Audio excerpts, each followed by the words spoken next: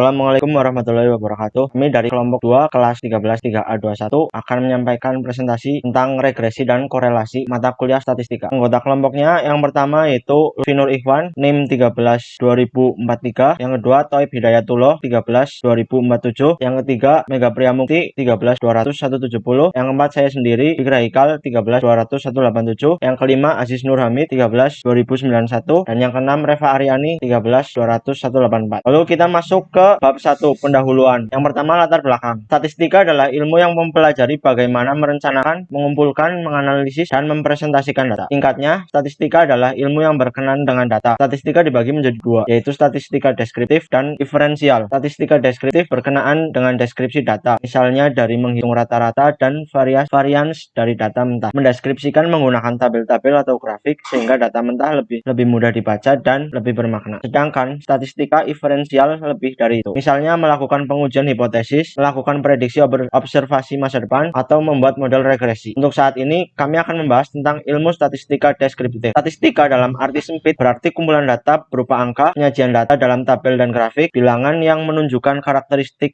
dari kumpulan data. Statistika dalam arti luas yaitu metode yang digunakan dalam pengumpulan dan analisis data berupa angka-angka sehingga dapat diperoleh informasi yang berguna. Statistika adalah suatu metode yang menjelaskan tata cara pengumpulan, penyusunan, penyajian, penganalisaan, dan penginterpretasian data menjadi informasi yang lebih berguna. Menurut Sujana 1996, statistika deskriptif adalah fase statistika di mana hanya berusaha melukiskan atau menganalisa kelompok yang diberikan tanpa membuat atau menarik kesimpulan tentang populasi kelompok yang lebih besar dinamakan statistika deskriptif. Dalam materi statistika deskriptif, terdapat regresi dan korelasi. Regresi dan korelasi digunakan untuk mempelajari pola mengukur hubungan statistik antara dua atau lebih variabel. Sepanjang sejarah umat manusia, orang melakukan penelitian tentang ada tidaknya hubungan antara dua hal fenomena kejadian atau lainnya. Dan tidak ada pengaruh antara satu kejadian dengan kejadian lainnya. Karena itu, untuk mempermudah dalam melakukan perhitungan suatu kejadian, maka digunakan korelasi dan regresi dalam ilmu statistika. Korelasi merupakan teknik analisis yang termasuk dalam salah satu teknik pengukuran asosiasi atau hubungan. Teknik ini digunakan untuk mengukur kekuatan hubungan antara dua variabel dengan skala-skala tertentu. Regresi merupakan salah satu analisis yang bertujuan untuk mengetahui pengaruh suatu variabel terhadap variabel lain. Dalam analisis regresi, variabel yang mempengaruhi disebut independen variabel atau variabel bebas, dan variabel yang dipengaruhi disebut dependent variabel atau variabel terikat. Yang kedua, ada rumusan masalah. Rumusan masalahnya meliputi A. Apa pengertian regresi dan korelasi? B. Apa kegunaan regresi dan korelasi? C. Apa macam-macam regresi dan korelasi? Untuk tujuan penulisannya sebagai berikut.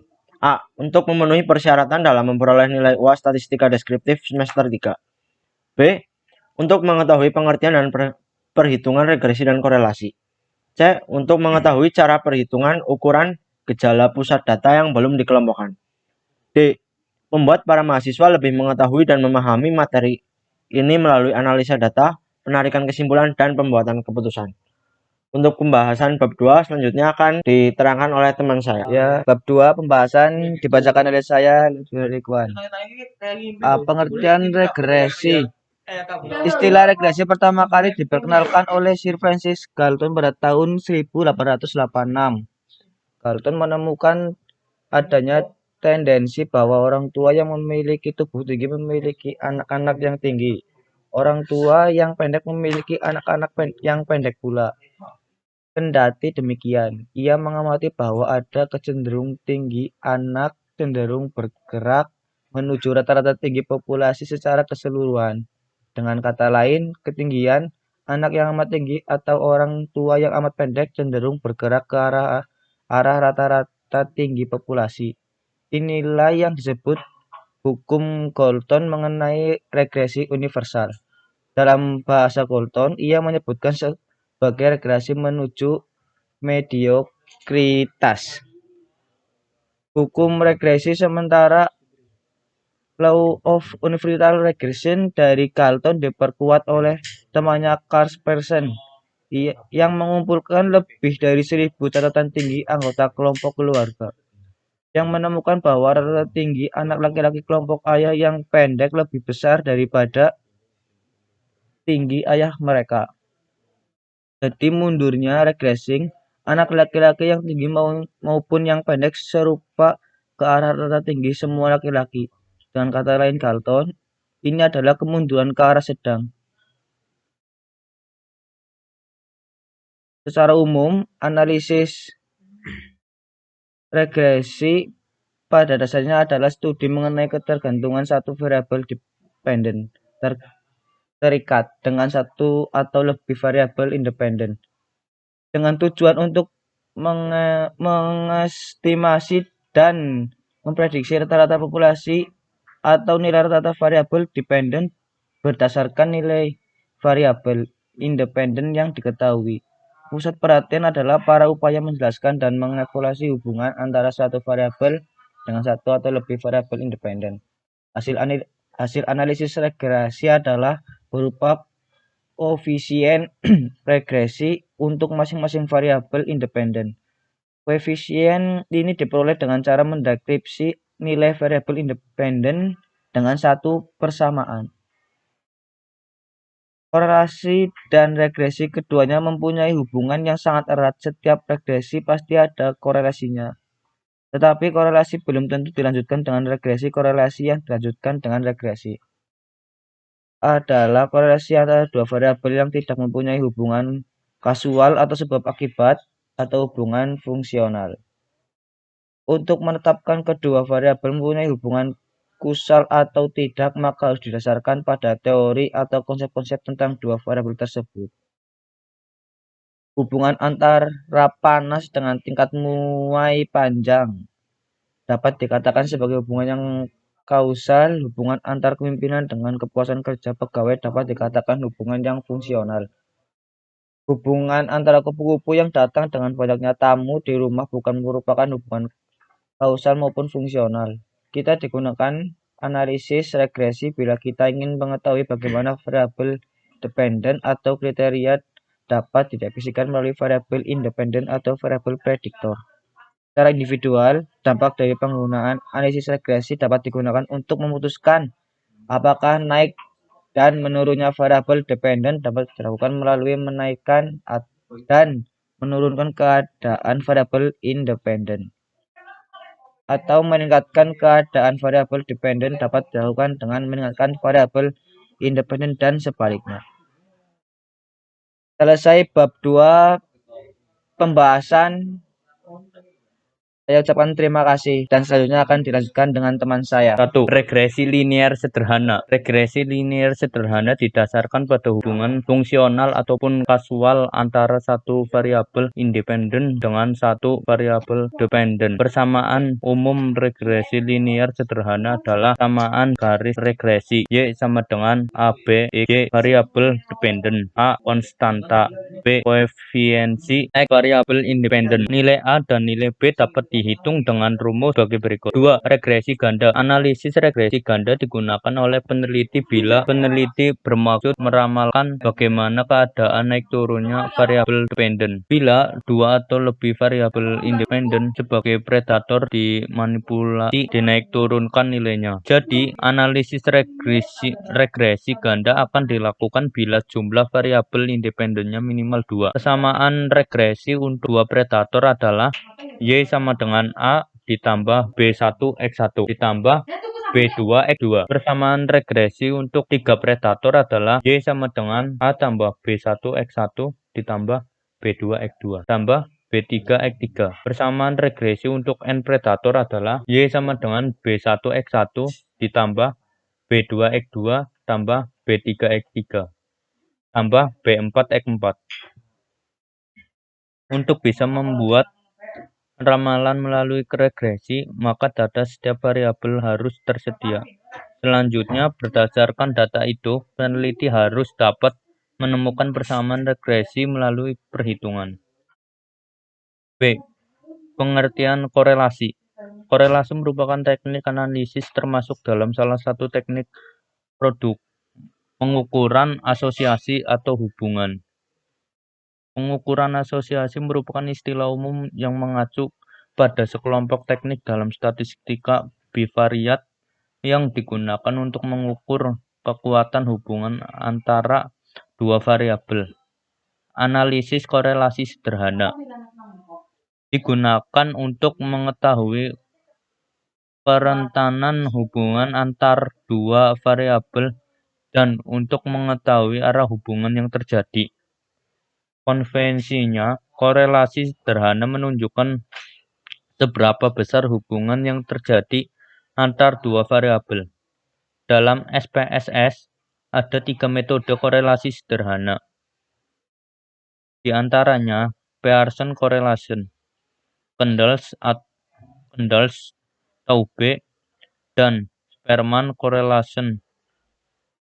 Pearson correlation digunakan untuk data berskala interval atau rasio, sedangkan Kendall-Taube dan Spearman correlation lebih cocok untuk data berskala ordinal.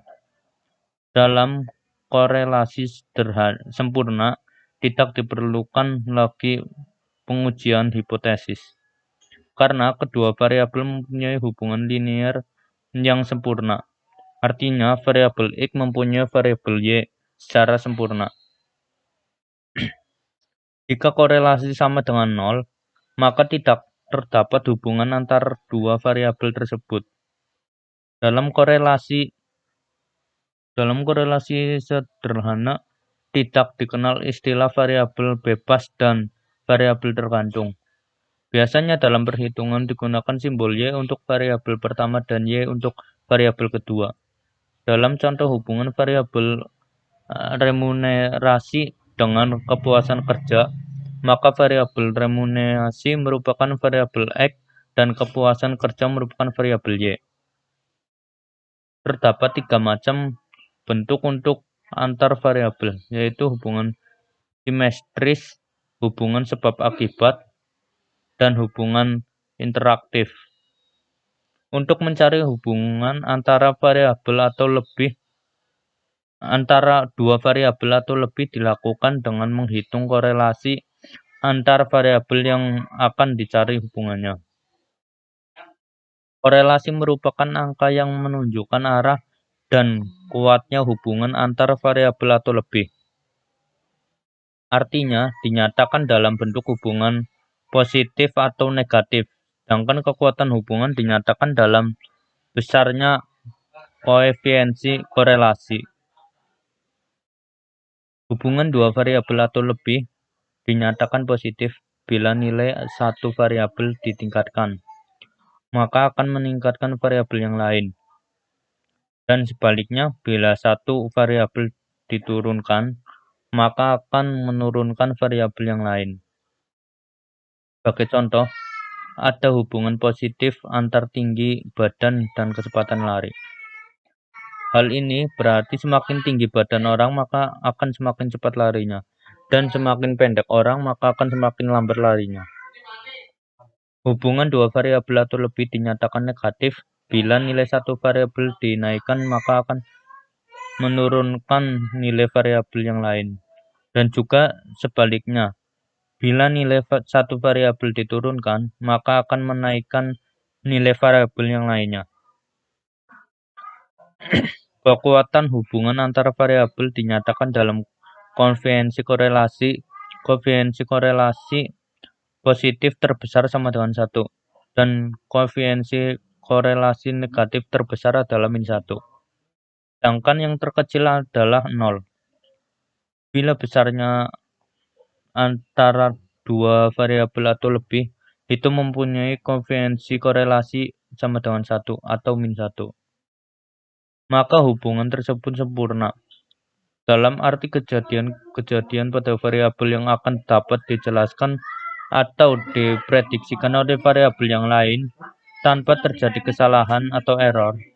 Makin kecil koefiensi korelasi, maka akan semakin besar error untuk membuat prediksi. Sebagai contoh, bila hubungan bunyi burung perenjak mempunyai koefiensi korelasi sebesar 1, maka dapat diramalkan setiap bunyi burung perenjak, maka dipastikan akan ada tamu. Tetapi kalau koefisien korelasinya kurang dari 1, setiap ada bunyi burung perenjak, belum tentu ada tamu.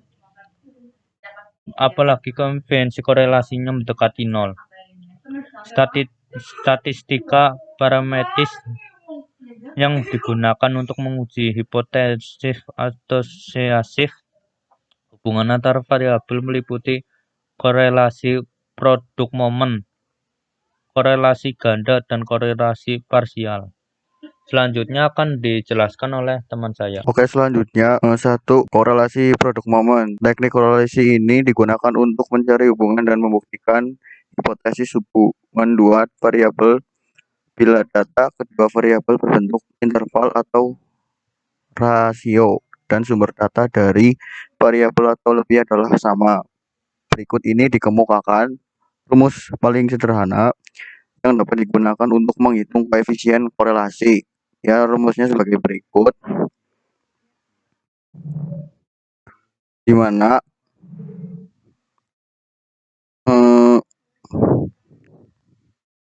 satu xy satu x sama dengan korelasi antara variabel x dan y, dan keterangannya sebagai berikut. Yang kedua, ada korelasi ganda. Korelasi pada atau multiple correlation merupakan angka yang menunjukkan arah dan kuatnya hubungan antara dua variabel secara bersama-sama atau lebih 22 variabel dengan yang lain. Rumus korelasi ganda sebagai berikut. Keterangannya di mana R Y X1 X2 sama dengan korelasi antara X1 dan X2 bersamaan dengan Y dan sebagainya. Terus yang ketiga, korelasi parsial. Korelasi parsial digunakan untuk menganalisis bila peneliti bermaksud mengetahui pengaruh atau mengetahui hubungan antara variabel independen dan dependen, di mana salah satu variabel independennya dibuat tetap atau dikendalikan. Jadi, korelasi parsial merupakan angka yang menunjukkan arah dan kuatnya hubungan antara dua variabel setelah suatu variabel yang diduga untuk mempengaruhi hubungan variabel tersebut dikendalikan untuk dibuat tetap keberadaannya. Bawah ini ada rumus dari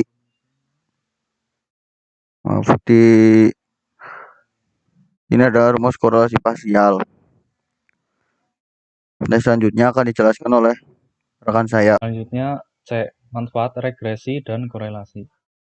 Gunaan analisis regresi dan korelasi dalam kebanyakan fenomena alam, naksir rata populasi, atau menguji perbedaan atau rata dengan teknik uji statistika, baik yang memerlukan asumsi sebaran khusus maupun yang tidak ketat asumsi sebarannya, menjadi tidak efisien dan tidak efektif lagi.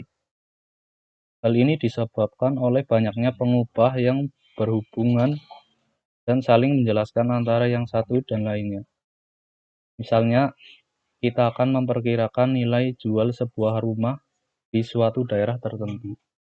Kita dapat mengambil sampel acak dari ratusan rumah yang ada di dalam daerah tersebut. Kemudian kita menghitung rata harga jualnya. Tapi menggunakan metode ini, kita mengabaikan informasi yang mudah diamati. Misalnya luas lantai, banyaknya kamar tidur, banyaknya kamar mandi, dan umur rumah tersebut. Informasi ini akan lebih bermanfaat kalau menaksir nilai jumlah rumah yang bersangkutan. Dari latar belakang yang kita perhatikan di atas, metode atau analisis korelasi dan regresi merupakan topik penting yang untuk dibicarakan. Metode korelasi dapat mengukur kuatnya hubungan antara dua pengubah yang sifatnya hubungannya simetris atau timbal balik seperti metode korelasi. Metode regresi sudah menjadi bagian internal dari setiap analisis data yang memperhatikan hubungan antara suatu pengubah tanggapan dengan satu atau lebih pengubah penjelas. Istilah pengubah tanggapan kadang-kadang juga disebut pengubah terikat atau terikat dependent variable, dan pengubah penjelas disebut pengubah penaksir atau pengubah bebas independent variable. Penggunaan istilah ini biasanya disesuaikan dengan suatu situasi pengubah-ubah yang dipelajari hubungannya dan juga selera penggunanya. Bab 3 penutup. A. Kesimpulan. Korelasi merupakan hubungan antara dua kejadian di mana kejadian yang satu dapat mempengaruhi eksistensi kejadian yang lain. Misalnya, kejadian X mempengaruhi kejadian Y. Apabila dua variabel X dan Y mempunyai hubungan, maka nilai variabel X yang sudah diketahui dapat dipergunakan untuk memperkirakan atau menaksir atau meramalkan Y. Ramalan pada dasarnya merupakan perkiraan atau taksiran mengenai terjadinya suatu kejadian atau nilai suatu variabel. Untuk waktu yang akan datang, variabel yang nilainya akan diramalkan disebut variabel tidak bebas atau dependent variable. Sedangkan variabel C yang nilainya dipergunakan untuk meramalkan nilai Y disebut variabel bebas. Independent variable atau variabel peramal atau prediktor atau seringkali disebut variabel yang menerangkan explanatory. Jadi jelas analisis korelasi ini memungkinkan kita untuk mengetahui suatu di luar hasil penyelidikan. Salah satu cara untuk melakukan peramalan adalah dengan menggunakan garis regresi. Untuk menghitung parameter yang akan dijadikan dalam penentuan hubungan antara dua variabel, terdapat beberapa cara, yaitu koefisien determinasi, koefisien korelasi. Apabila terdapat data berkelompok menggunakan koefisien data berkelompok, dan bila menggunakan data berganda, maksudnya variabel bebas yang mempengaruhi variabel terikat ada dua, maka menggunakan koefisien berganda. Sedangkan regresi dibagi menjadi dua, yaitu regresi linier dan regresi non-linier, di mana regresi linier juga dibagi menjadi dua, yaitu regresi linier sederhana dan regresi linier berganda. Yaitu presentasi dari kelompok kami. Apabila ada kesalahan, mohon maaf. Wabillahi taufiq wal hidayah. Wassalamualaikum warahmatullahi wabarakatuh.